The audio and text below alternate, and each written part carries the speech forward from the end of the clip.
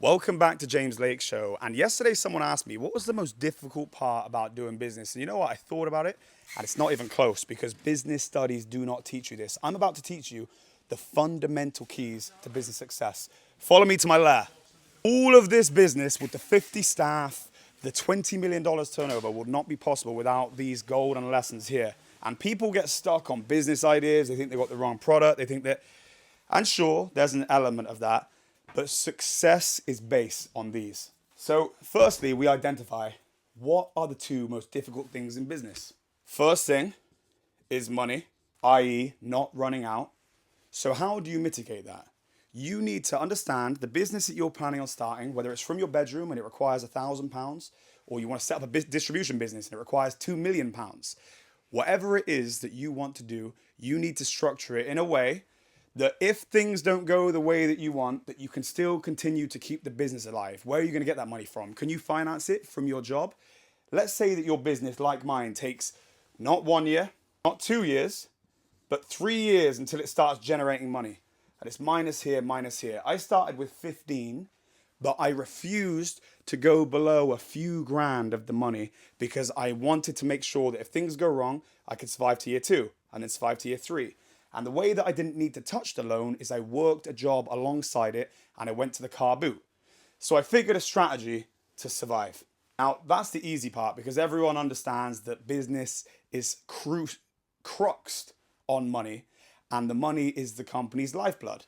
Now, the thing that people do not teach you about that's so important is business is like a black hole. Now, what I mean by that is, sure, year 1, you lose some money.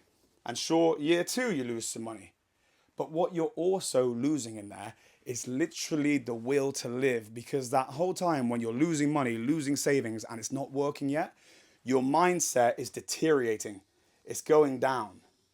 And bear in mind that when you get to here, that's why most people don't fail, because their mindset's been going down. They've been losing money.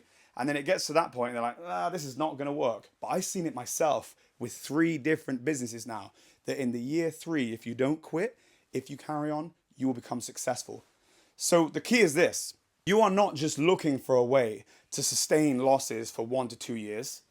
Also, you need to mitigate the losses. So you're keeping your losses as low as possible and your sales as high as possible to keep the pain in these areas as low as possible.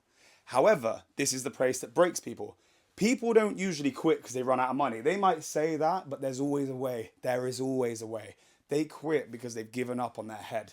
Trust me, I know there's always a way, because these last couple of years, I have done what I thought would have been possible. Like, it will break you. So anyway, you need to find a way to be at peace with 0 results for literally 2 years and almost feeling like you're going backwards. Like, I've sold my car. I've given up my savings. I've done this. If you can win that game, this is success.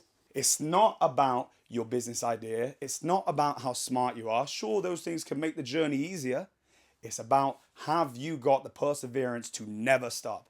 And if you can get the perseverance to never stop, 100% you'll be successful. I have never met anyone who doesn't quit who's not successful. Always, that's how it'll go.